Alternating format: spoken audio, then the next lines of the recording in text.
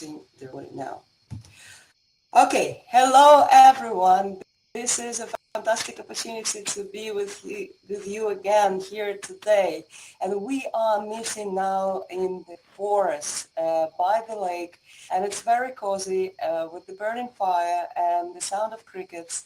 It's just something different once you sit at home in your standard setup, but you can get out and experience the world through the digital interface. And I am Eve, founder and CEO of Evenness. Evenness is a Metaverse extended reality solutions provider for interactive events, remote team collaboration, and virtual learning. We also do UX/UI testing for various Metaverse spaces, and so far it's been fun. Today we are in Spatial, one of our partners, and we are to have a lot of fun and also receive value. Our topic is Metaverse and sustainability. If I could receive a question, well, if I would be asked the question, what do you think is the most important topic to address in the Web3 domain? I would say sustainability it is. The way we build, the way we create, it should always be with the sustainability in mind, minimizing carbon emissions, maximizing the performance, but designing for the future, for the people, and for the planet. Therefore, I am absolutely thrilled to have all of you joining us today in the Metaverse and also in via the channels. We're streaming on LinkedIn, Twitter, and YouTube. And I would like to welcome to the stage our keynote speaker, because it's Evenness to provide the environment, but it's the experts to enable you with the knowledge, to share the insights, and inspire you for the greater projects that you are working on. So please welcome to the stage the one and only, very, very known in the industry, who is the head ambassador for Western Europe at Polkadot and the head of ecosystem growth and business development at Unique Network. It's Irina Karagyaur. Irina, please come to the stage, we'll change the positions, and give a round of applause by clicking on the C, or you can also use thumbs up. Okay. Borna, please follow me to the campfire, and Irina, you can take the space of mine. I like your outfit. That's fantastic. Hi, everyone. Can you hear me well? Yes. Yeah, okay, wonderful. Thank you so much, Eve, for this opportunity, and it's really great to be in this space today. And really, as I always say, if we want to achieve true adoption of the Web3 technology or Metaverse, we should start using it practically for everything we do. And today we're talking about a very important topic. We at Unique Network began working on this in June 2021. I'll give you a little bit of an insight of what Unique Network is and where it all began. So Unique Network is a scalable blockchain built specifically for Kusama and Polkadot ecosystem with customizable palettes, and is a Web3 infrastructure for advanced NFT use cases. What we have built initially was use case, so it all began organically in Polkadot ecosystem. The founders, Alexander Mitrovic and Greg Zaitsev, won a Hakusama hackathon, the first hackathon in the ecosystem, and created Substrapunk collection for the very first collection in Polkadot for the community.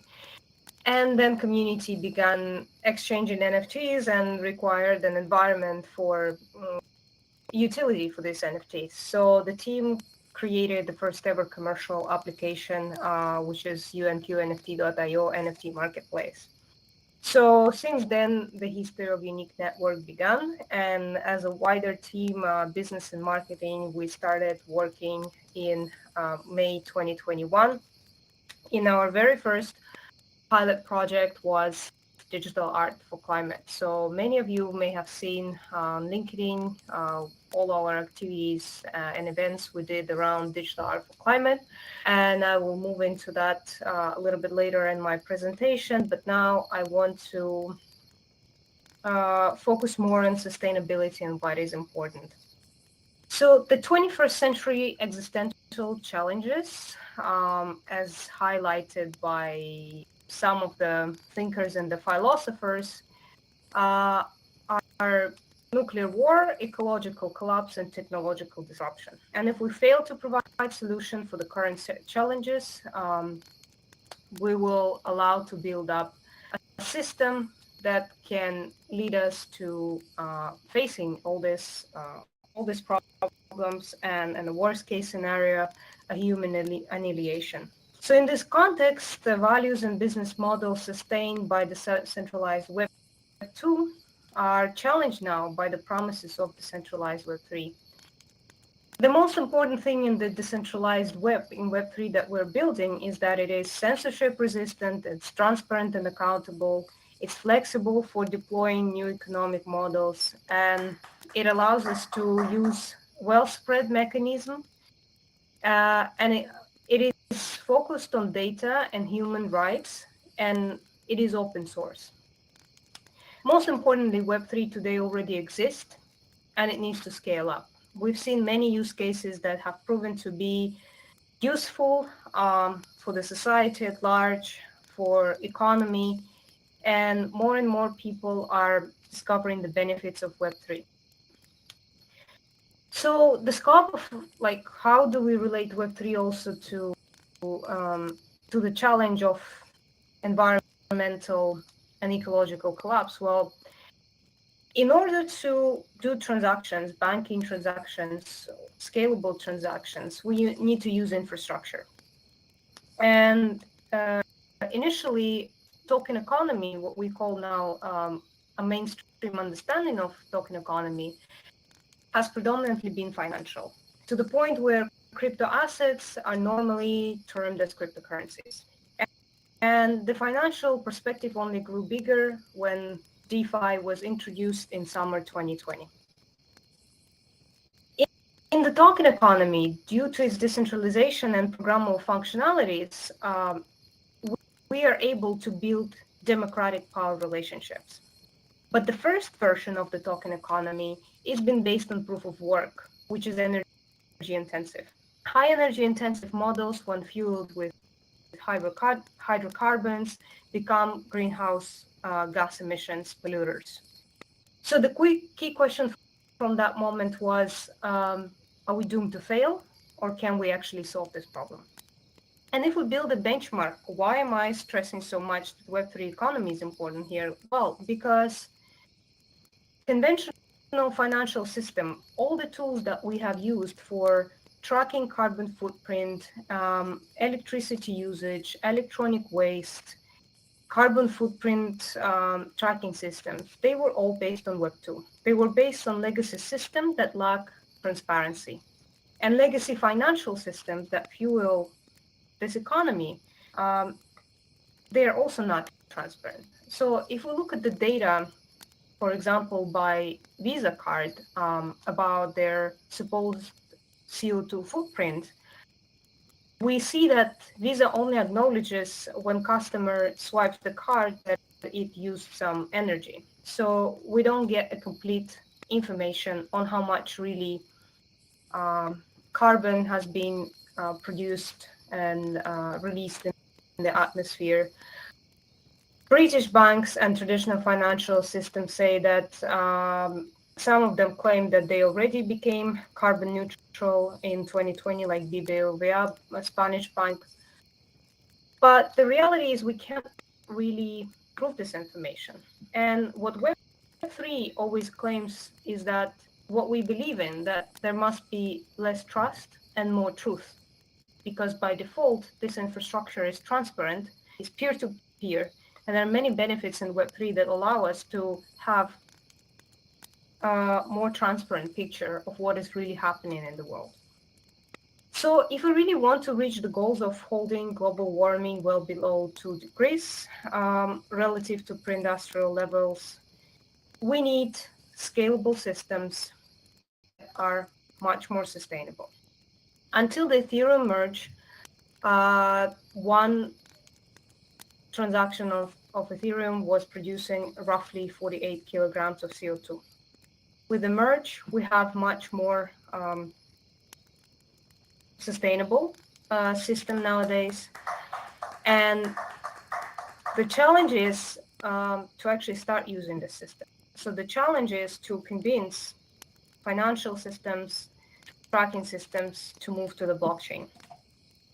And if I focus today, you can check, for example, Crypto Research Institute report on sustainability of different proof of stake blockchains. That does not include the Ethereum 2.0. But you can find out the Polkadot ecosystem resulted to be the least electricity consuming, and it consumes less electricity per transaction. There are other blockchains that are available today, and many of them have also technological advantages or scalability advantages. So the point is we already have in place a system that is sustainable and is ready to use. I can only talk for the Polkadot ecosystem, as this is the ecosystem Unique Network is building in, and for our parachain specifically. So according to our estimates and data that we were able to gather, our parachain only requires, ecosystem at large only requires 5 to 10 validators per parachain and only 30 collators. And our parachain is specifically optimized for NFTs. And this is what makes us so much more energy efficient. And the data that was estimated by our CTO shows that with Ethereum 2.0, Tezos, Polkadot, and Unique, in all that progression, Unique Network only produces 1.3 milligrams of CO2 per NFT transfer. To give you a real world comparison, a human exhales 30 times more. So we're talking about really, really minimal carbon footprint here. And now I want to move on to highlight our flagship initiative, Digital Art for Climate. So we were approached by the founder of IIAI Glocha. It's an NGO based in Austria, and it's a community of young climate activists that also builds a bridge with UN Habitat Youth office in Kenya. And it's a community that's been doing events and educational programs for young people to provide them an opportunity to be heard at a high level at the United Nations and to gather resources to help with resource mobilization for climate action. There are many debates around climate change, but I think for all of us, especially after this summer, it is already clear that climate change is real. It is impacting our daily life. It is impacting the way we work, and something must be done.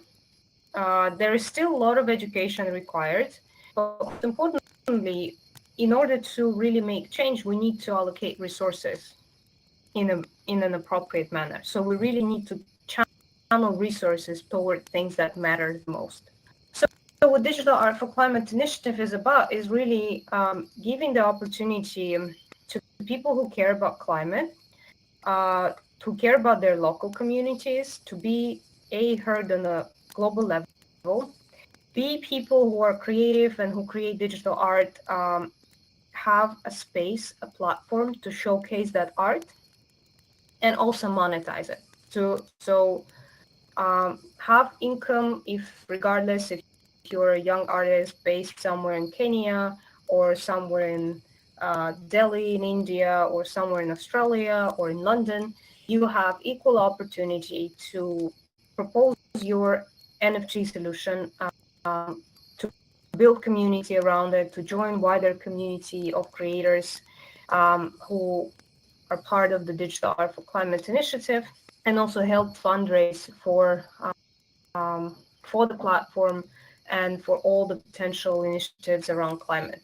Because the platform is open, the rules are not set as in many platforms like you do this collection and this is strictly curated and this is where the money goes. That's not the case. Every initiative has its purpose, its meaning, its theme. we launched COP26 art competition back in the summer 2021. The winners were announced at COP26 in Glasgow, and many of them got featured. Many of them were not professional artists with a career, but they won lots of other opportunities to be exhibited at the first Seattle NFT Museum, at Burj Khalifa Park in Dubai. The initiative was nominated as top 5 best sustainability initiatives by NFT NYC.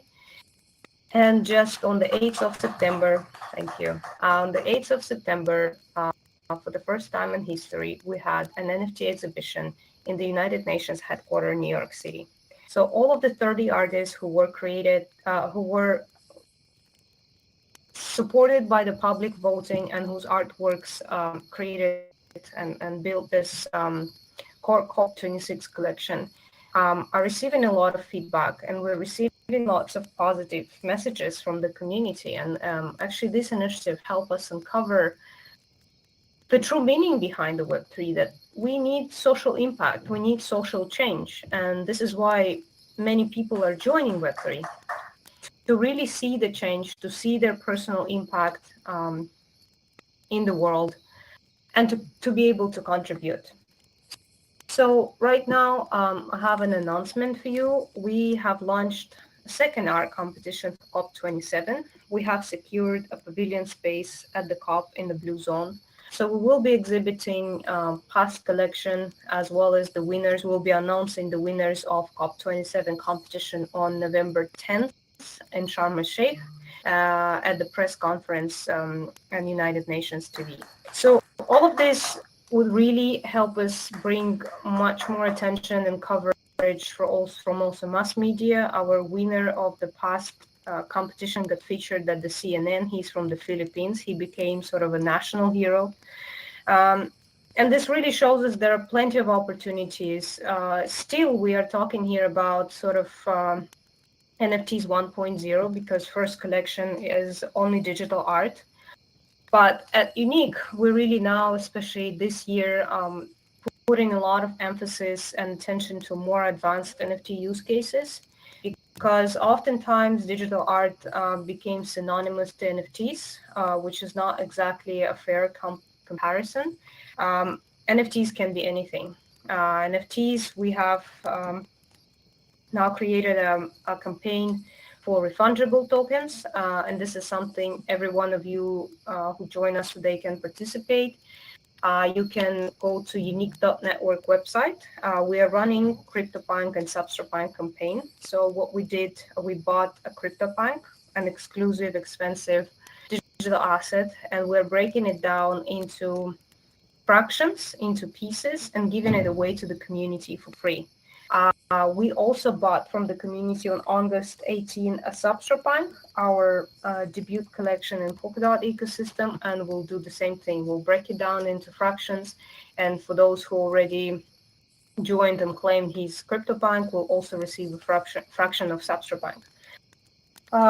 All this is happening absolutely free, and we're testing a feature that's called sponsorship of transaction fees, because we've enabled something that can help really easily onboard into Web3 people who are not Web3 native, who don't understand how to buy cryptocurrencies, where to get it. So all you would need to do is to connect your wallet, either MetaMask or Polkadot.gs, and you'll be directed to the Telegram bot. You can insert the address of your wallet, and you will get automatically a fraction of CryptoPunk.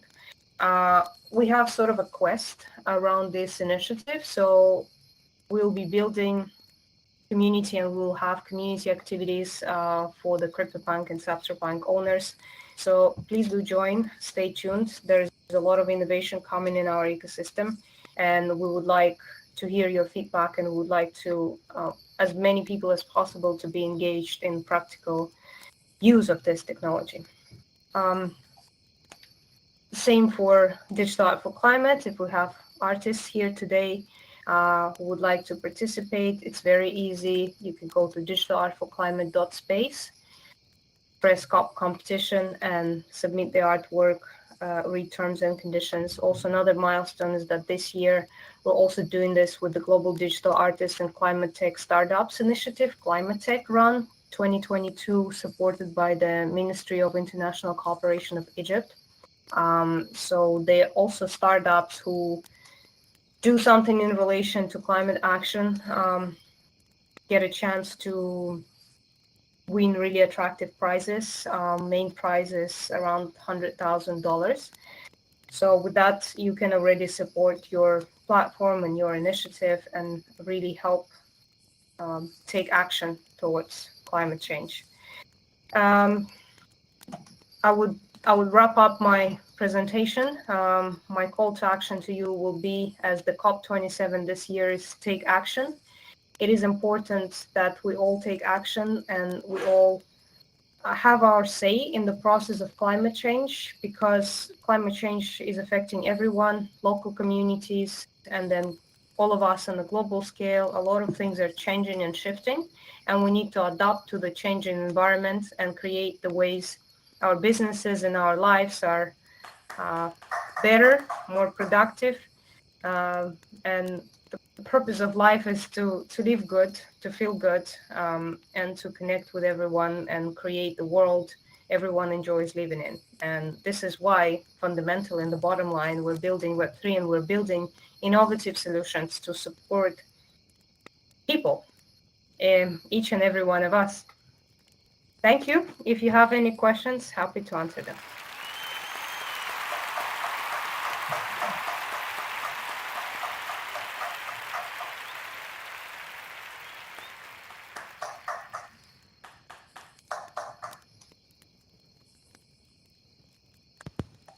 All right, thank you so much, Irina.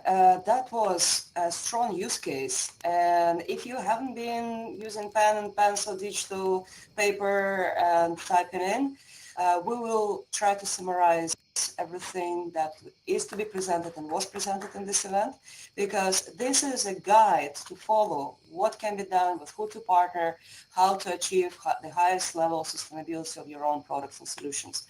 I would like to ask you if you have any question to Irina, because then we will continue with the panel discussion and after Q&A, but use a moment for 1-2 questions now, if you want to address it. Just to let you know, there is a mute button in the lower left corner in case you're searching for it. Okay, then we'll wait till after the panel, because this topic is very, very important to learn most about it. Irina, thank you so much once again. And I would like to welcome to the stage. Yes, let's clap. C for Irina.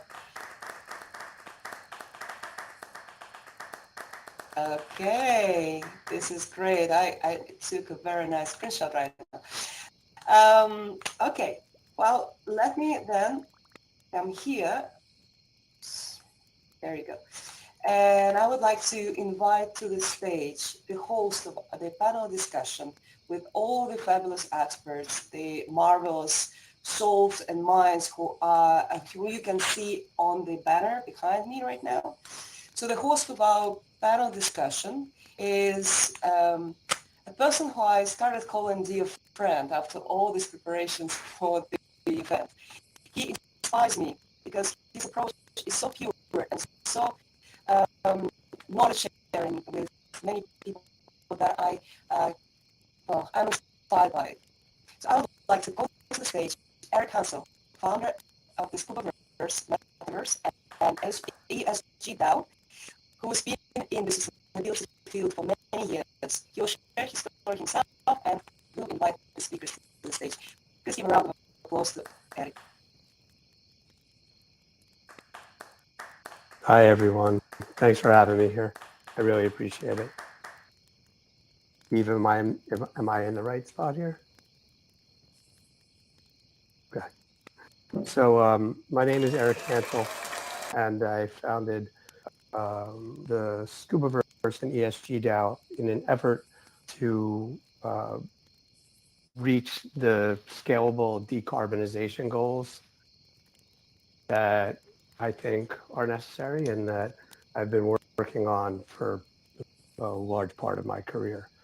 I think that when I was younger, I was in the casino industry, and I had done something that kind of gave me a little insight into how to build a more successful program. And I'm very interested in the geeky scientific side of sustainability and the standard setting side of sustainability. And so I wanted to change the way that slot machines were using energy and came up with a concept that was built into a standard. And I was lucky enough to share the standard through to the end. And every time I would write in C-level magazines or speak at conferences, I would get laughed at because the casino industry didn't care. They just didn't care about sustainability at the time. And it wasn't really until I partnered with the World Series of Poker, which was the largest casino company in the world's biggest book of business, Vegas, and their most public-facing brand. And we built eco-friendly poker tables as a way for them to have conversations with their stakeholders exactly where they were. Instead of asking a poker player who's at the World Series of Poker to go out and march in a climate march, which they're not going to do, we built eco-friendly poker tables, and we showed them, or we started to show them the possibilities that existed if you're just willing to look at the same problem a little bit differently. And throughout my career, I noticed that that combination of the geeky side and the really fun side is what tends to make more of a difference. So as I looked at the opportunity in Web3 to bridge sustainability over, it seemed like this broken ESG market, which Irina touched on a little bit, and it's broken for a lot of reasons. The carbon offsets that people use now to reach carbon neutrality were meant to be an onboarding ramp for corporations to start their journey towards sustainability. And it just became the highway because it's way too cheap and way too easy to buy carbon offsets. So now you have an environment in the EU where regulations have already passed around reporting. And I'm speaking specifically about Scope 3 reporting. And regulations are here really in the US for the same thing. And I'll break that down to what it means for the way that companies have been put onto like good ESG lists. So in the past, because they were only reporting on scope 1 and 2, it meant that a bank, for instance, would say, well, our emissions are really low because we have these bank branches and they don't really use a lot of energy. They're small. We have energy efficient lighting in them. And now what scope 3 emission reporting will force them to do is report where their money goes. So a bank that has these little offices and really energy efficient offices and also has to now report that that a majority of their money goes to funding companies or goes to investing in companies that are doing things kind of the shortcut way. And for a while that was oil and gas. And now we're starting to see some big changes with oil and gas and those companies starting to refer to themselves as energy companies, because that's what they are. The global energy opportunity that exists now with the decarbonization needs in order to meet. So what I'm saying in plain English is the opportunities to fund renewable energy projects which return tax advantage financial returns as well as social and environmental returns. With the current landscape of incentives being offered from lots of different governments to do this, makes it so attractive that oil and gas, who most people think of as the problem, are actually trying to get ahead of this and figure out solutions, because it makes so much financial sense.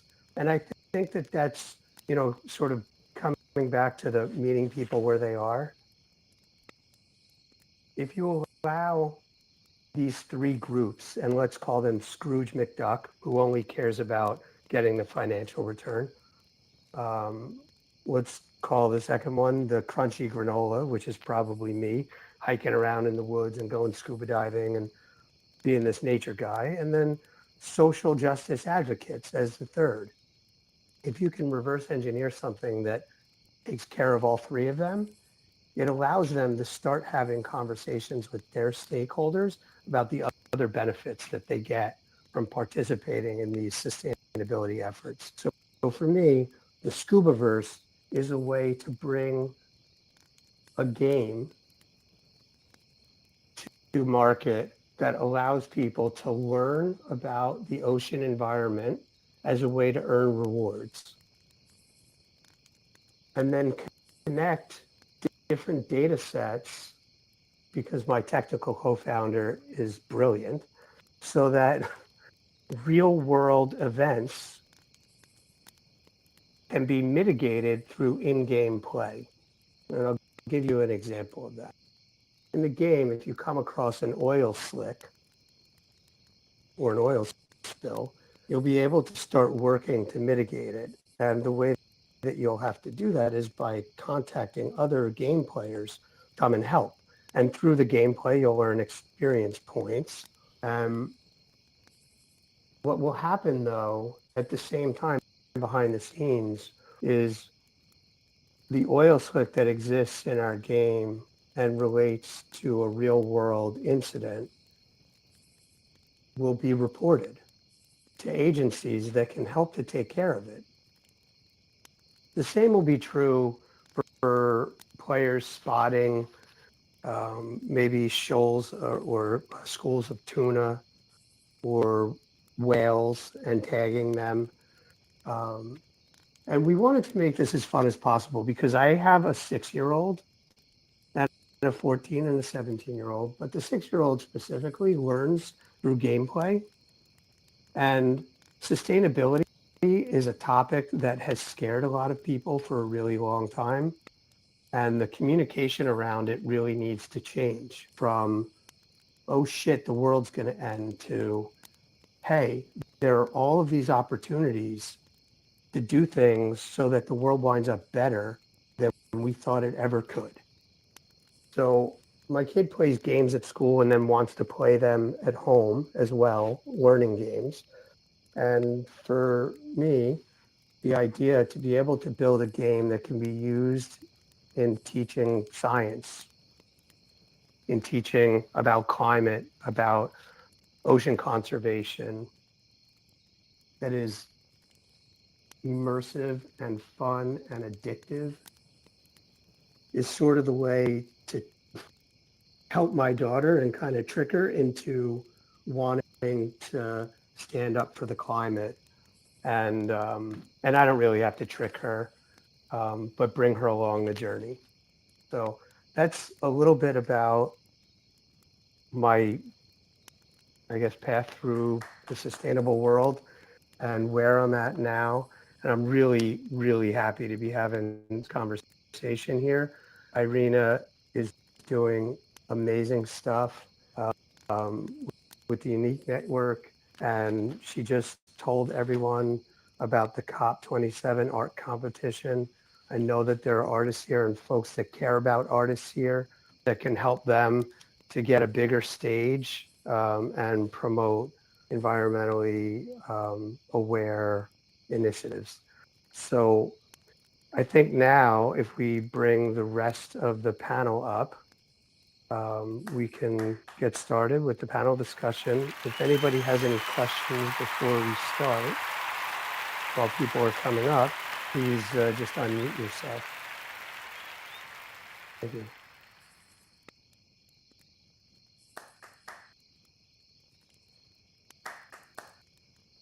Okay, so I think the panel members are up here, standing in front of their pictures.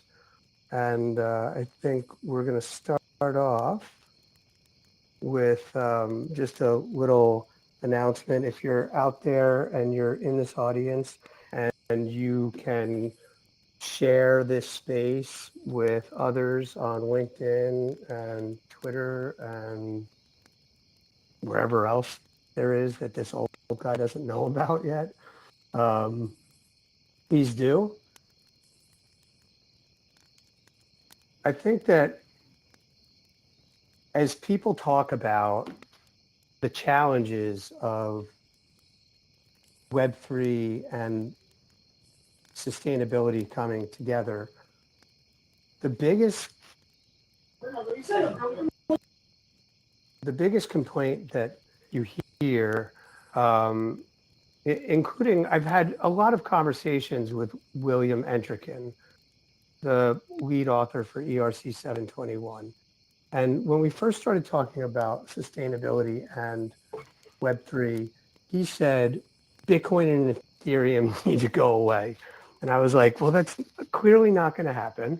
So I would say to that as a sustainability guy, the way to look at it is this is a brand new opportunity. This is an entirely new country that's being formed for all intents and purposes. The amount of energy that's used by these monetary systems and the chains they exist on is the same as a new country just popping up out of the ocean. And if a new country popped up out of the ocean, we wouldn't tell everyone to get the fuck out. We wouldn't say, sorry, there's not enough energy for you guys. I think that the way to approach this perhaps is to look at this for what it is, that if you have this brand new world, there's an opportunity to energize that world. We've learned from Web 2 or the real world that energizing it by wrecking the planet, by digging up people's backyards and contaminating their drinking water is not the way. I think we've all seen it. You know, this Web3 world feels like a much tighter community than others I've been in. And when the war broke out between, well, not between, really, when the attack happened, I was supposed to have a meeting that morning with someone in the Ukraine. And he texted me like 5 minutes after the meeting was supposed to start. And he said, I'm going to have to postpone the meeting. A war broke out in my country. And I think a lot of us had similar conversations. And the thing that it should teach us is that in this real world and in this sort of idealistic Web3 world that a lot of people have envisioned, there's a chance to do things differently. And in the real world, it's happening slowly. The thing is here, we're so at the beginning that it can be baked in, and it should be baked in to everything that happens. So I'd like to ask Irina now if she has opinions on how this world of Web3 can maybe be the catalyst for that scalable decarbonization, for that humongous amount of renewable energy, which can replace our reliance on the fossil fuel supply chain or traditional like digging and pumping gas and oil. And right before I turn it over, what I will say about the issue in Ukraine and in general wars is that in the US and everywhere else, we have to put gas or fuel into fighter jets, transport vehicles, boats, and send them over to other parts of the world, which costs us a lot of money.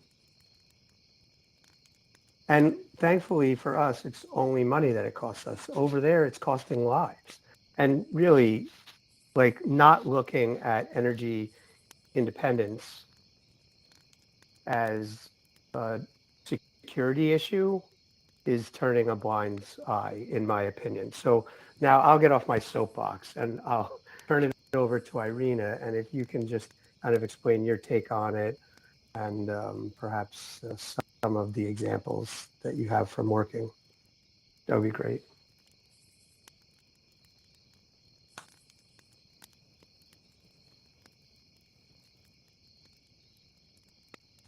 Irina, if you could unmute. You can repeat the question, and also, if possible, to later introduce give a chance to the speakers to introduce themselves. We have everyone here on the stage. So what was your question to Irina, just to be sure it's clear? Sorry, so this will be for Irina and for Maya, I think. And the question is, how can we use Web3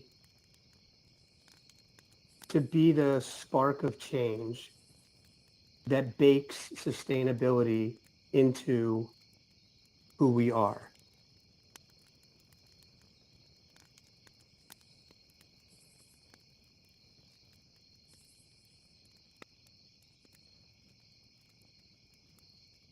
I'm happy to go first. Okay, sure, Maya. Hi, everyone. My name is Maya Frost, and I am coming at this from an artist perspective and also as an educator and an author. And for me, I think you're right that we need to find ways to bake in sustainability in the metaverse. And I think in a lot of ways, we end up sort of in our own bubbles or echo chambers, and we talk to each other, the ones who are already, who already believe in sustainability and already make that a priority. But we need to really expand our own circles and have these conversations. One of the things that doesn't get talked about very much is how the way we design the metaverse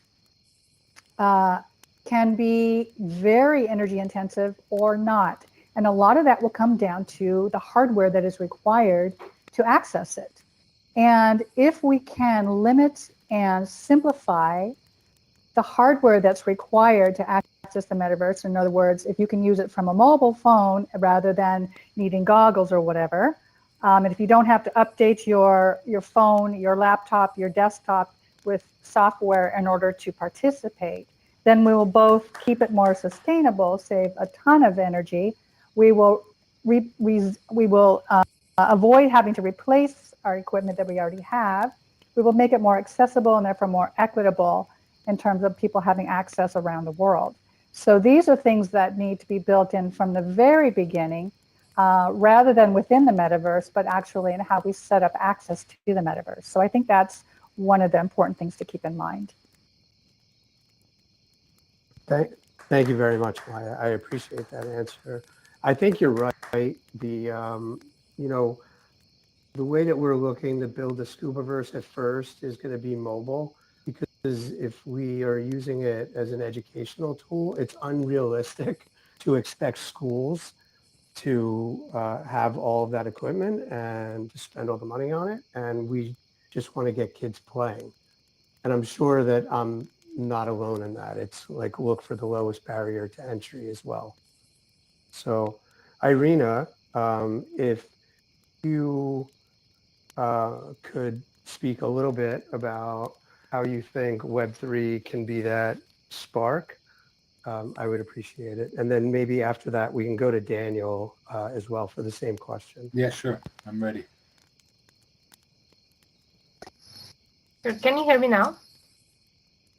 Yes, we can hear you. Yeah. Right, great. Thanks. Thanks for the question. Well, Web3 is really about community, right?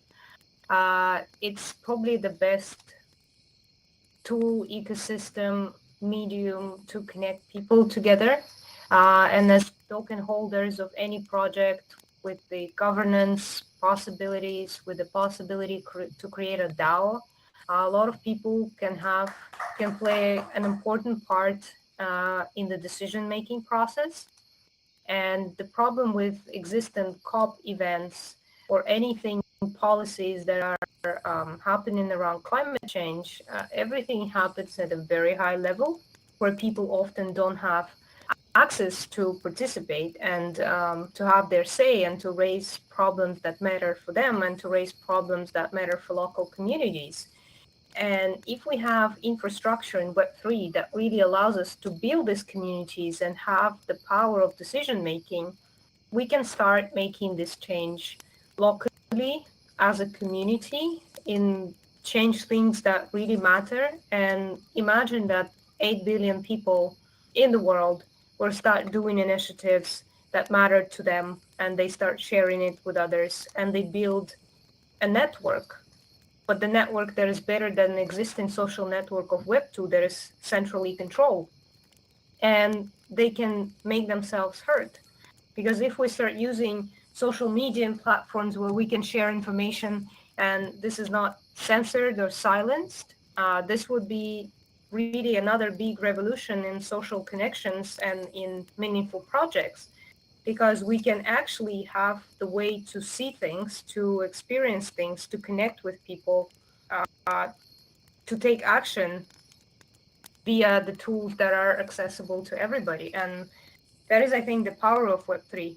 And what Polkadot, what Gavin Wood, who coined the term Web3, is always talking about is that we should build an unlimited web, a web that is really powerful, that can power communities. We are very early, but at this stage, it is already possible to utilize platforms, to utilize tokens, and to do something really linked to the real world with stable coins, with solutions that are more stable and less volatile and are not directly linked to the cryptocurrency markets. We can really transact real value on chain and channel this towards initiatives that community and governance find important. Thank you, Irina. I appreciate the answer. Daniel, if you could talk about this and maybe from the angle of education, what you think, how you think the students will learn about this. If you and your peers sat down and had like an imagination session, what do you think comes out of it as the optimal way for students to get to learn in the metaverse and at the same time benefit the environment? Yeah, sure. Thanks for that, and some good points raised. I wanted to reply to Maya about the hardware issue as well. While I agree that a lot of the metaverse should be web-based and that access should be made very easy and frictionless with mobile devices, I'm quite passionate about the importance and the affordance of the immersive experience. So getting students and teachers and people access to the metaverse on mobile devices makes a lot of sense because we all have these devices. On the other hand, it's like talking about going swimming without getting wet. One of the most appealing aspects of immersive platforms is shared experiences. So right now I'm accessing this on my laptop in 2D. You can see all the avatars, but I'm sat in my office. I don't feel I'm next to the campfire in there with you. When I put my headset on, I feel I'm on the campsite there next to with you, and I'm connecting with your avatars in a very, very different way. And the value of that, I think, shouldn't be missed. At Educators in VR is my company. I run it with my co-founder. we specialize in what we call RISE, R-I-S-E, remote, immersive, synchronous events, education, experiences, and enterprise, RISE. And I'm personally quite passionate about the VR headset. So I'm very, very, we do a lot of work getting people just to the threshold of the metaverse on their 2D devices. But then really I do want them to get into VR with a headset personally, because I feel that's where the juice is, that's where the experience is, right? So going to a field trip to Paris on my laptop is one thing. Going to a field trip to Paris in my headset when I'm standing on the Eiffel Tower, that's a different thing.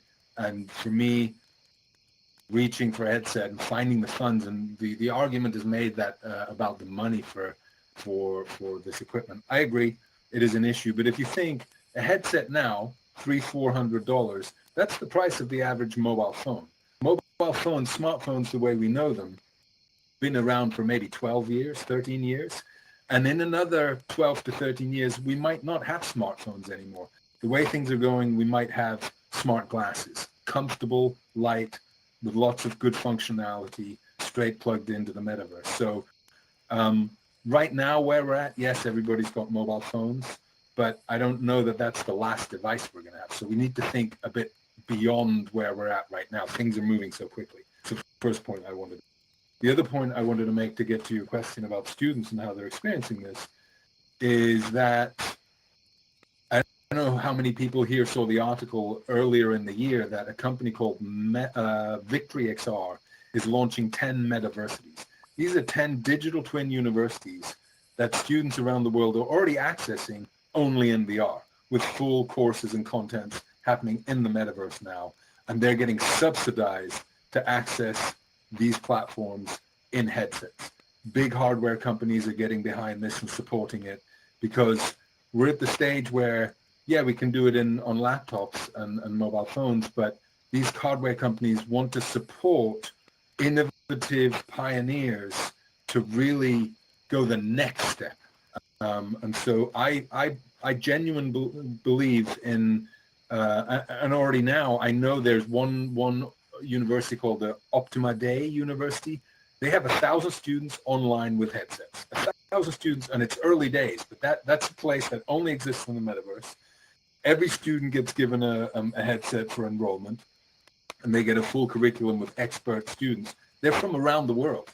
Those students don't only meet in the metaverse in their headsets. I mean, it's hybrid, because no student can be in VR for maybe more than an hour. You got to take the headset off, you got to do other stuff, but we're at that starting point. The third point I wanted to say, sorry, I'm going on a little bit here. We ran in February 2020, Educators in VR ran the 2020 Educators in VR International or Global Summit. We did 6 days, 24 hours a day for 6 days straight across 5 platforms, fully in VR, with 150 speakers, 170 events, and 6,000 attendees. Now, that was a moment in time, and it happened actually just a week before COVID-19, which was crazy. So we weren't thinking about how to solve for COVID. We were thinking about celebrating VR, and Educators in VR was our anniversary. We had somebody from the Arizona State University calculate the carbon footprint savings of that conference versus the equivalent real-world conference. He calculated that we had a conservative estimate was 95% carbon footprint savings over an equivalent real-world conference. Think about that.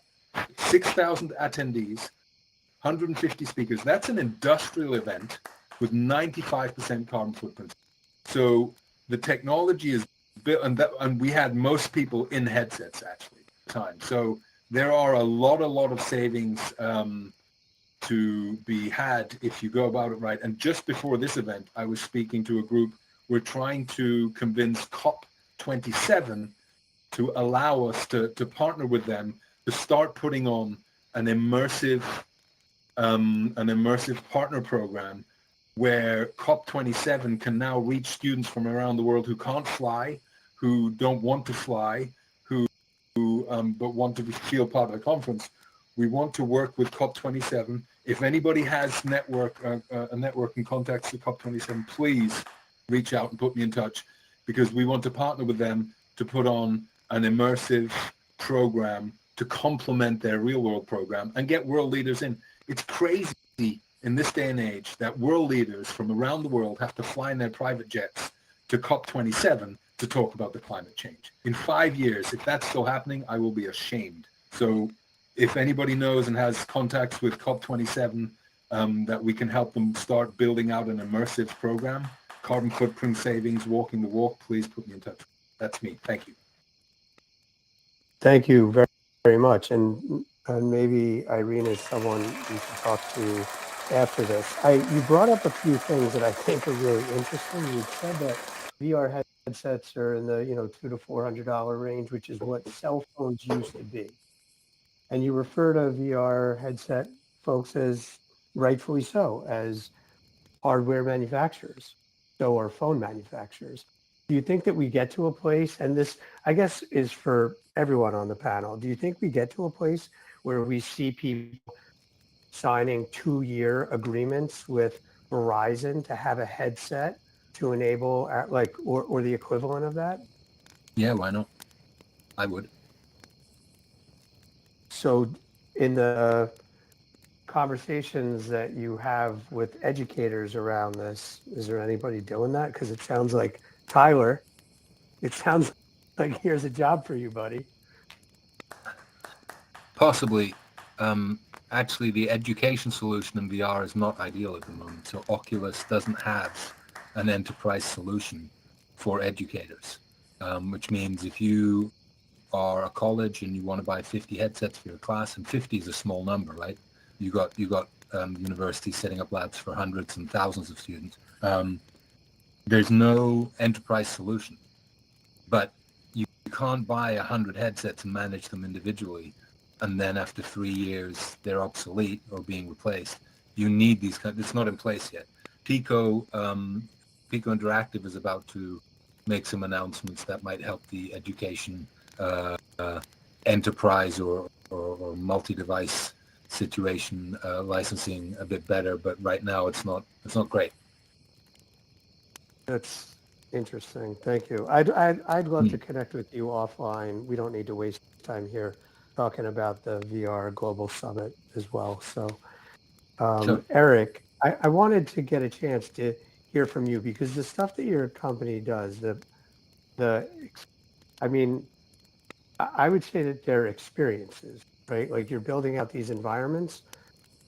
The environments allow you to have the kinds of experiences that Daniel was just talking about, where you could have a conference that's going on, and it could be a hybrid of VR and real world. What do you think about where the market goes for that? And if you could tie in a little bit about why, there's clear reasons why that involves sustainability and energy efficiency.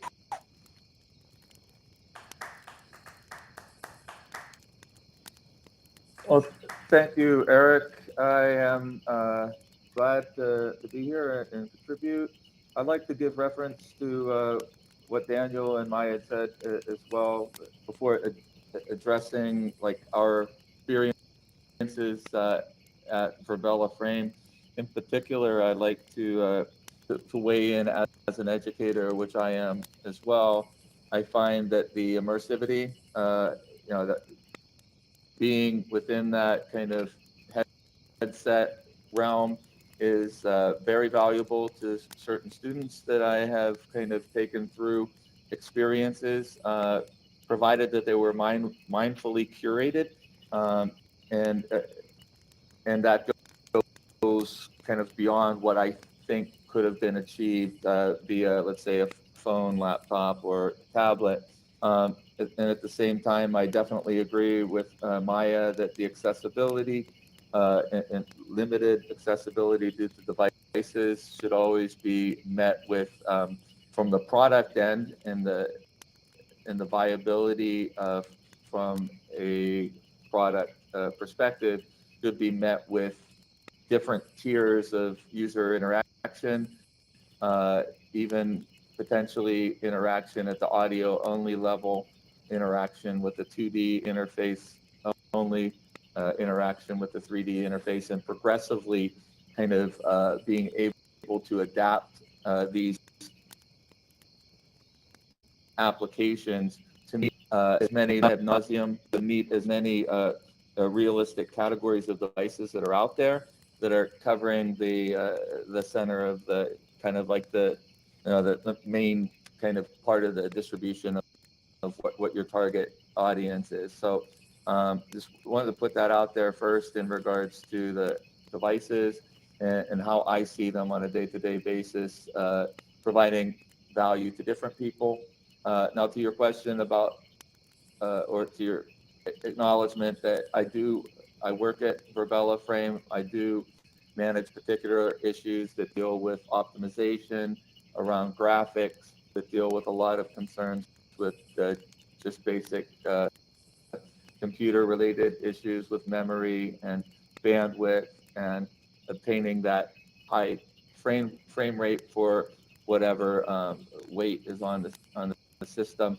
I see the event space as adding more value, as pointed out as well by Daniel, with the amount of carbon footprint being drastically reduced, wherein all of the travel necessary for those events in person wouldn't be necessary.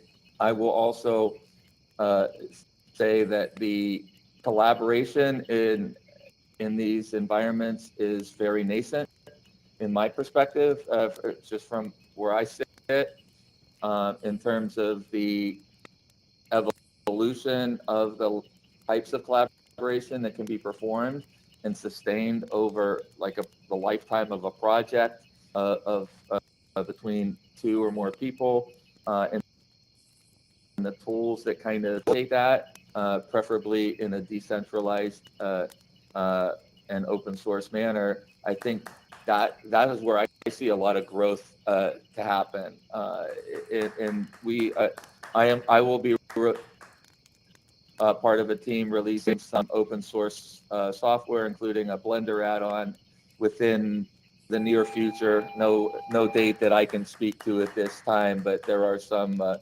tools in this regard in terms of putting some power in the hands of artists and platform developers and just general participants to enable them to create some things that will be a little easier on the hardware in terms of computation and memory. But yeah, thank you for the opportunity to be here. I am taking in everything that I hear with a lot of note taking over here, and I look forward to potential future events and learning more. Thank you, Eric. Thank you. Eric Hansel, really- may I share something, please, Yeah. in regards to Virbela and Frame? It's a very interesting story because Evenness started with Virbela. We've been organizing, I am part of Women in AI, and we've been organizing WOW Accelerate for women in machine learning, data science, and AI, and the pandemic hit. So we couldn't organize the program for international people to join an accelerator in person, and we started searching for a solution, and that was a deal breaker. So many participants from across the globe joined that long program. We're also recounting the CO2 emissions and the efficiency of collaboration. And then we discovered Frame VR, which is a spin-off of Virbela, where you can just click the link and without downloads join in the environment. So Women in AI is about to announce the launch of their Women in AI hub in Frame VR.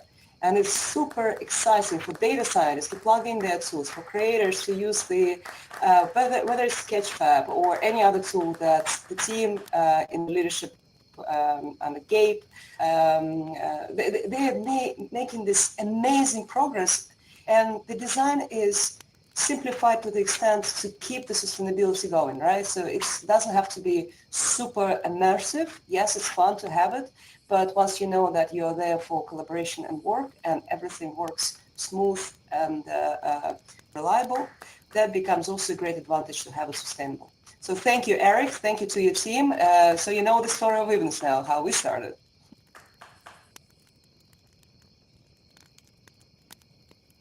That's really interesting. We've talked a bunch, and I never heard that story before. It's really cool. Every time I talk to you, I get to learn something new, Eve. You're crazy awesome. All right, so I want to ask one more question. Before I do, Eric, you had touched on something about, you had said that you want to mindfully curate these experiences. And I just want to say something about this kind of Web3 ecosystem. It's been one of the most accepting professional ecosystems when it comes to talking about mindfulness and really active listening and helping people through that to achieve their goals through collaboration. So this is exciting to me. I think Evenness is going to do another session at some point on some mindfulness stuff, and I would urge everyone to join that and everything that they put out as well. So I have one last question, and it'll be sort of up for grabs with the speakers. If you have something to say, please just unmute yourself, and if it starts to get crazy unruly, we'll figure out who goes first, who goes second. But the question is this: if anyone's looking to design and build sustainably within Web3, what are the key aspects that they should focus on? Is there a framework to follow for responsible Web3 creation of applications, or is that something you think that is still being figured out? And I will start by saying this: the most recent and the current standard team that I participate with is the CODES team. This is the Coalition for Digital and Environmental Sustainability, and it's spearheaded by the UN Environment Program and Development Program and a bunch of others. And the CODES team put out an action plan that is, if you feel like reading 90 pages, dig in. It's sort of their framework for digital transformation using the technology available to us. And I'm going to relate it just to sustainability, digital transformation, to achieve the sustainability goals in a way that were unachievable before the technology existed. And this is the framework that we presented to the General Assembly back in the spring. And I will tell you that after we presented, and if you've ever sat in on a UN presentation thing, there's a lot of fancy schmancy people there with your excellency titles and stuff like that, and ambassadors. And when it was over, our team got together and we talked about the issues that we would face to implement the CODES action plan. And it came down to an issue of being able to engage the stakeholders towards action. And as a dad of a 6-year-old, I have the same issues engaging my 6-year-old towards action on the things that I want. Companies have the same issues engaging their customers towards the actions that they want them to take on. And it's no different for the United Nations with their stakeholders, which are countries. So I would say that there are some frameworks out there already. And my goal when I started ESG DAO originally was to do another standard that I was looking to author because I didn't think there was anyone else doing it, I very quickly found the codes team and joined them.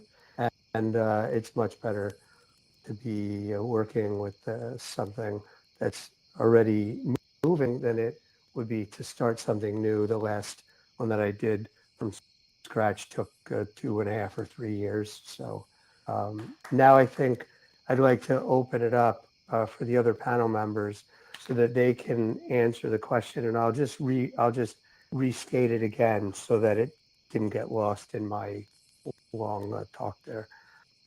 If anyone is looking to design and build sustainably within Web3, what are the key aspects that they need to focus on? A framework to follow for responsible Web3 creation and application of things.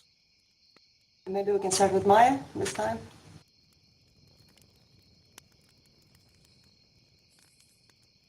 Maya? Yes. Well, I just keep it pretty simple in terms of my own projects, but also when speaking with those who are undergoing any kind of initiative that requires change. And that is, first, do no harm. So find the ways to build and create and imagine using the most sustainable options that are available to you. And secondly, it's in the building of your project, support the solutions that you want to see succeed. So if you're focusing on sustainability, to build something that not only is sustainable yourself within your project, but that somehow supports or ties in or collaborates with other projects that that can use your support. And the third thing is then engage outside of your circles. So that's how mass adoption happens, is we have to go beyond our climate circle or our Web3 circles and create, not just find, but create those zones of intersection where there are people discovering and keeping a foot in both worlds, in both circles. And, and that includes talking to, your gardening club people about regenerative agriculture, or talking to, painters about NFTs, and finding what is going to respond to people within their framework of understanding and comfort. And I think that there's a lot to be said for telling stories that resonate with people on a very human level. And instead of thinking about stakeholders, thinking about people and how Web3 is going to be a really helpful, valuable part of their lives. Wow, thank you, Maya. That was terrific. Daniel, maybe we could go to you next. The same question. If you need, I'll repeat it. It's just that we're looking to figure out if there is a framework, a best use framework for building within Web3 sustainably. If you think that there is, it would be great if you could explain it to us. And if you think that there's not, or what's needed, maybe even if there is a framework, that would be great as well from your angle. Is that one from me? Yes. Yeah. I'm not really the person to talk about that. I don't really build for Web3 so much, so I'll pass that on to the next person. Eric, would you like to answer that? Sure, I'll weigh in briefly with, from my perspective, to meet people at the kind of disenfranchised network level that don't really have the bandwidth or perhaps any connectivity, that there should be some mesh level decentralization in terms of devices within a certain geo center that hold the information and provide some sort of at least like a mesh network, that there can be some data transport that local applications can utilize in whatever their use case is. So an aspect of that I think really hits home for value for a lot of people in terms of sustainability, particularly with agriculture. I work with a student a former student who works with the Helium Network with Laura Wan, and that's up monitoring equipment that are just basically very low power devices that get mounted in different agricultural settings. It doesn't have to be agricultural, but that's most of the stuff that they do. Transmits at a very low bandwidth information about whatever the relevant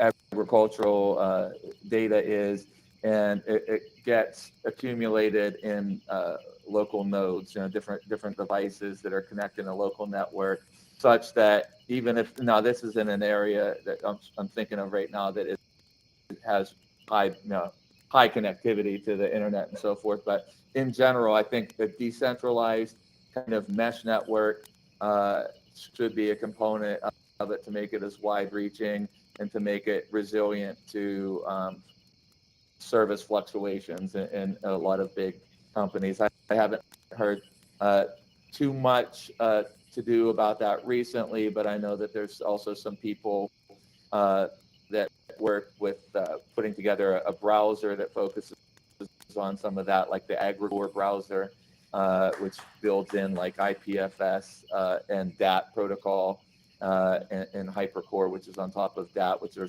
basically some techniques for storing files in a decentralized manner, and hypercore even allowing you to have security on top of that. So that's what I think is missing for a lot of people, is that kind of decentralized mesh component. Wow, that's you're so smart, dude. Irene, that was so above my head. I hope I get to talk with you more, and maybe I could ask you 1,000 3-year-old questions when we talk. Irina, if you could answer the same question, that would be great. I know that you have a lot of practical experience with this through Polkadot and also through digital art for the climate. So I think we started with it. Let's kind of wrap with it. Sure. Well, I think that the most important thing when you are just looking to start, you need to make sure that the base on top of which you're building is sustainable by default. And as a representative of tech company, I'm responsible for building the tech that is sustainable. So we have the technology, it's out there, it's open source, it's open for everybody. And what is really missing is the business model innovation, product design. This is something that is missing in the whole Web3 space, but more and more companies, individuals, creatives are coming in, and they're bringing their unique experience, they're bringing their innovation in the space. And I'm sure that we will see a lot more products, models, but what is currently available, it's very easy to build a marketplace in the Web3, utilize non-fungible tokens, refundable tokens, build communities. It's pretty straightforward. You can onboard, Web2 developers, people who build websites can work with the technology that is available today. And it's a big plus because oftentimes the barrier to entry would be like, yes, I want to build my solution, but I don't have developers that know languages and they're not familiar with Web3. Well, the truth is that it's not necessary at this point of time. Any Web2 developer can easily work with the already built blockchain tools. And as Eric said, storage, all other things that go together with any blockchain project, also make sure that they're sustainable. I very much like what Filecoin guys are doing. They're really doing a lot of events, create awareness, education, and be proactive, support, start with a small thing, start with an online event. Online events almost cost nothing. There are enough spaces, really cool spaces to hang out. Even doing something like Twitter spaces around sustainability and starting to build your community is super easy thing to do. And once you are able to get your word out there, your idea out there, you can connect with like-minded people and build something great together. Because as we know, great ideas are worth nothing without good products built on these ideas. So execution is key. And this year, as I already mentioned, is the year of action. So let's all take action, get together. And thank you so much for putting this event today. I've learned a lot from the speakers. And it's really great that we have these initiatives and that we build meaningful connections in the space.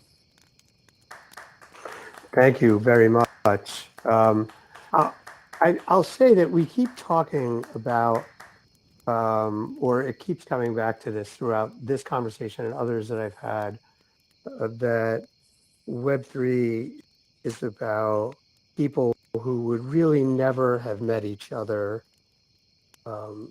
before this, coming together and sometimes collaborating within moments of meeting each other.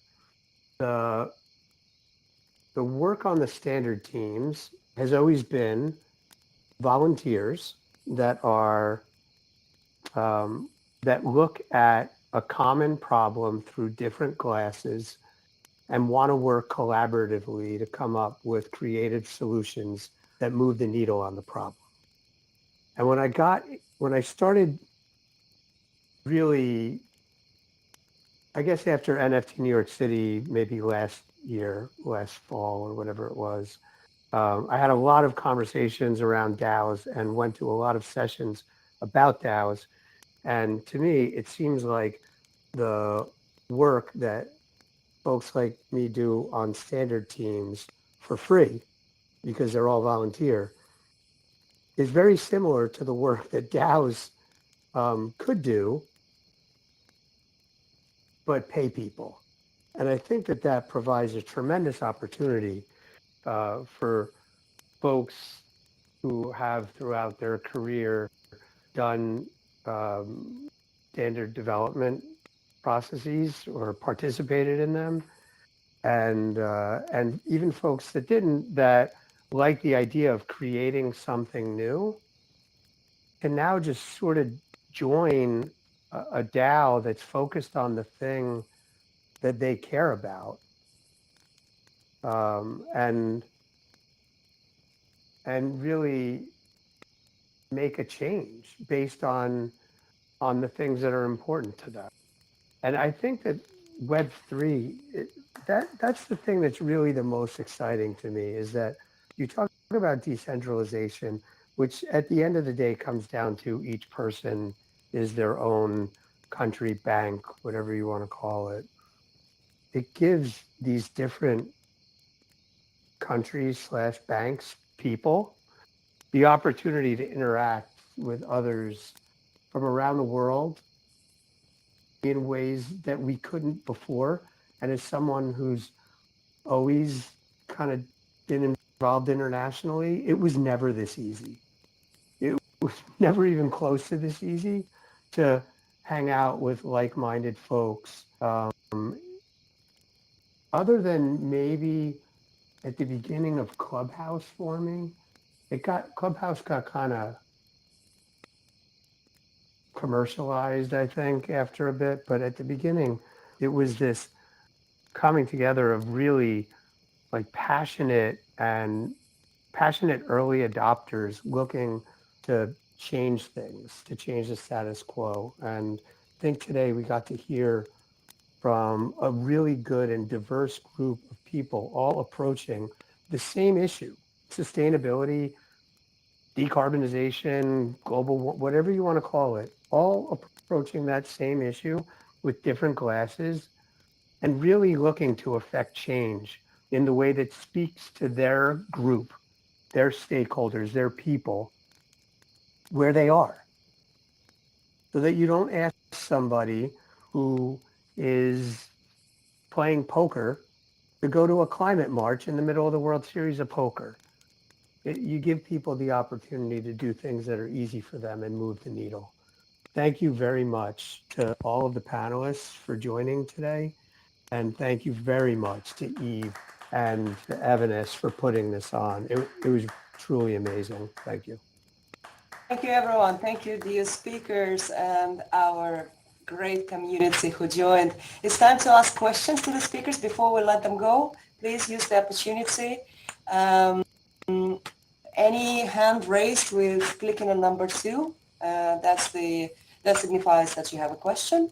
And while you're thinking about your question, I would like to ask to mostly Irina and Eric, because the question that I have is in regards to decentralized storage. So all of us who are building metaverse spaces are looking at centralized storage or decentralized. Filecoin is a great example, at least that's what Evenness picked for our metaverse that we're working on. But what is the main difference, so people could understand, between decentralized storage and decentralized? Irina, you addressed it slightly, but if you could use more facts, compare, that would be great. Well, centralized storage is something like Amazon storage, where all the data and everything that is stored on the server is controlled by the people who manage that server. There are many more decentralized solutions. They're coming to the market, like Pinata, for example, is one of them. It is really a good question of whether or not we can decentralize storage solution at the moment, because still it is very dynamic space. A lot of technology needs to be tested, and that's a big debate, and that's probably more of a ideological choice, because from the tech perspective, you have different parameters of security levels, and as much as it is sad to admit, but centralized storage solutions are currently providing much more security than decentralized ones. However, that's still on the build, and which storage solution to use very much depends on the team building, on creators. That doesn't really depend on the blockchain, like on us. We support any storage solution. That's not a technical issue, but it's more about doing research and connecting with the team that you relate more, your business ethics relate more. And of course, in a hopefully year or two time, we'll see better solutions for storage, and we'll see um, less news of when the pictures were replaced in the storage, et cetera, because there is still a lot of things that we need to fix in order to provide seamless experience in Web3. Thank you very much for this answer. Eric, do you have anything to add? I'm not sure what storage is used by Verbella or Frame, but have you made any comparison? Sure. We currently do use cloud storage just through major cloud providers. So I'd like to distinguish between what I am referring to when I'm saying decentralized as opposed to distributed. We do have, as major cloud providers, obviously offer distributed data storage and redundancy just to obviously support an ongoing application through different failure modes and so forth. But in terms of the decentralized storage, it is very, I should say that we're in, again, a very early phase of establishing the no trust policies that guarantee certain truths and understanding exactly what's true. I am going to get back more into the right place for specifically myself, IPFS and DAP protocol and Hypercore, which is on DAP protocol. There are, for certain like big files that don't change that much, IPFS is okay. And then like for DAT, Hypercore, if you have more dynamic memory, that seems promising to me. But there's still no great coalition around solutions that can meet enterprise needs, just small applications that will spawn out of certain community groups and so forth that tie into different storage nodes. So I think there needs to be observability. There needs to be a discoverability and a observability aspect of the distributed data network around the world.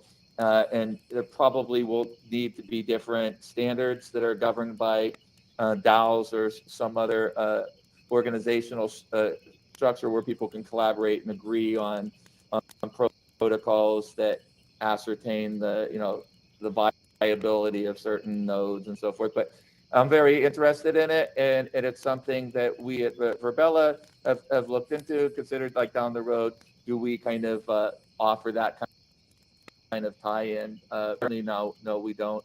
But I'm very much interested in that, and I think we as humans need to be concerned about that kind of independence that we can gain from it. Eric, thank you so very much. Irina as well. And do we have questions from the audience?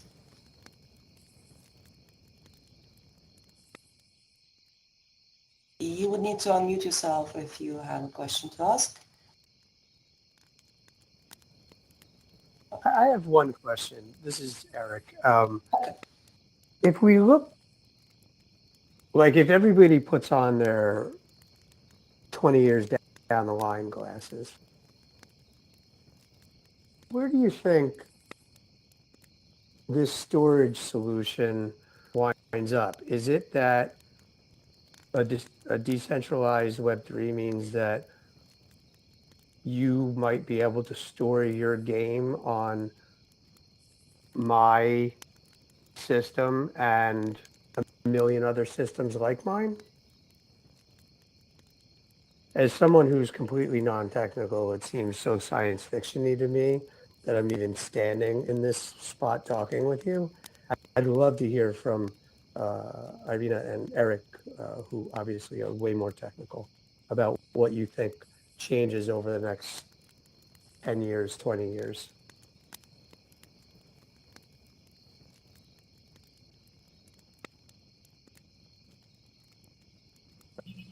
Eric, can you please repeat the question? Because my network is breaking. I got a little bit choppy.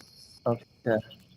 Sure. I'm asking if you put on your future glasses and we ask the same question about storage, where do you think we wind up?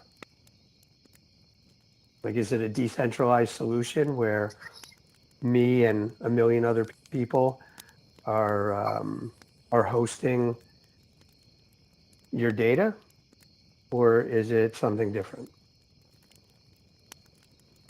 It can be an individual storage at some point, as we're talking about decentralization, and currently you can do mining and run servers from your location, have sort of local hub.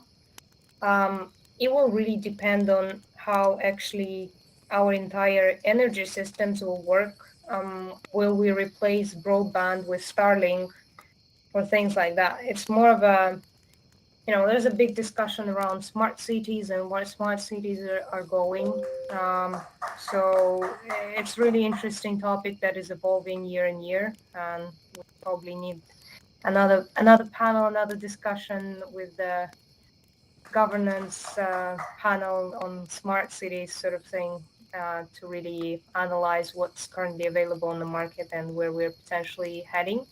But yeah, it depends here. For me, it's difficult right away to put on the same scale whether or not we'll be able to like run our energy from our own garden. Will we be using more sort of alternative energy sources? Will solar energy become more powerful?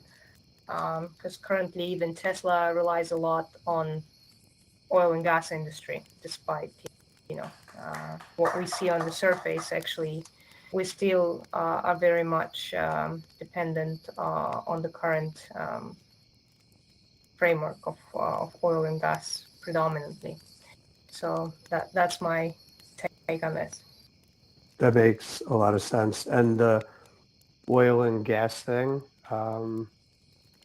the initiatives that these global companies are working on are to transition and become the leaders in renewables over the next 10 years or so, kind of capping at 2050. So, and the way that they talk about it, the way that those brands talk about it is they need to be able to empower their customers to make the right and easy choices towards renewable energy. And clearly they do it because this is where the incentives are and this is where the money will come from down the line. And one really sort of ridiculous example is that this one global energy company that I talked to is working to put out some sustainable jet fuel at some point, and they have acknowledged that this jet fuel will cost way more money than regular jet fuel, but they think that they will be able to bring customers who will spend the money on that jet fuel for the basically PR benefit of buying the jet fuel until they can scale that and make it really affordable, which is the place that they want to get to. So it's interesting to see where things are now and where they will be going. And these are the kinds of conversations I think are super interesting. Thank you, Irina, for your take on it, and Eric as well. And I will turn it back now to Eve, I think, to wrap Just up. to check with Eric. Eric, do you have anything to add to this? What kind of... I would add only that I see more DAOs finding their place specifically in this sector where there could be a coin that the DAO uses as their means by which to compensate the nodes that are in their particular storage network. I see DAOs representing a certain number of nodes that are going to store a certain amount, certain types of data under certain protocols of transport and certain levels of security. And for example, the Helium network already, which is again, it's just a low bandwidth kind of system, is already proven a really nice concept of proof of connectivity. So if you're in a node, if you're a node in a network that has good connectivity, you can get a lot of potentially more memory stored in your node if you're shown to be online more at a higher bandwidth. And then people could, I see in the future, just continue to earn their whatever the coin of compensation is.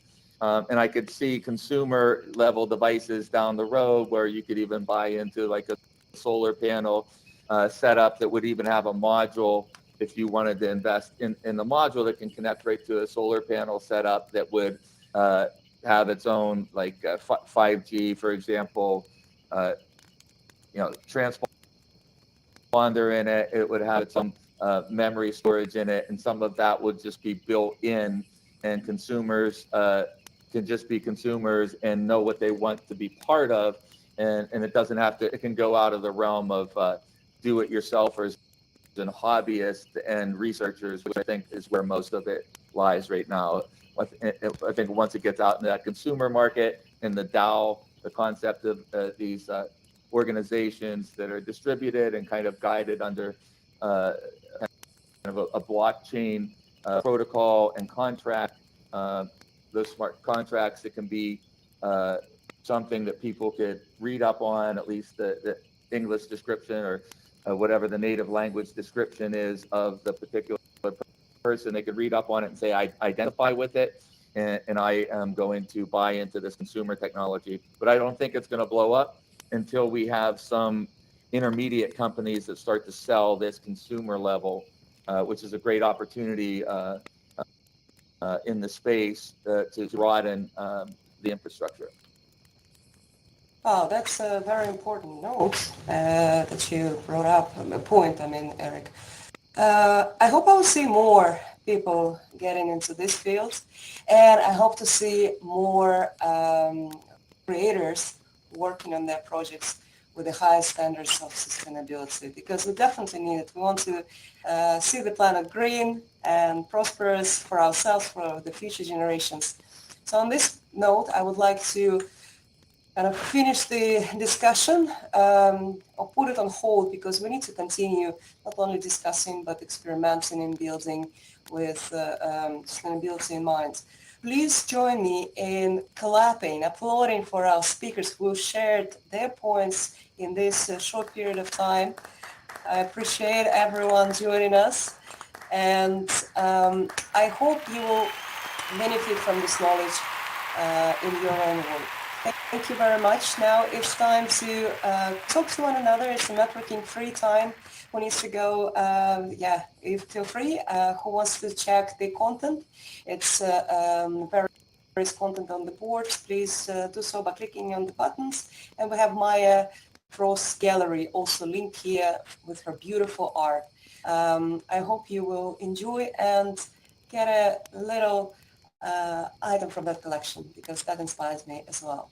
Thank you, thank you, thank you. Have a wonderful day, evening, morning, night, no matter where you're based. And see you soon at the next session.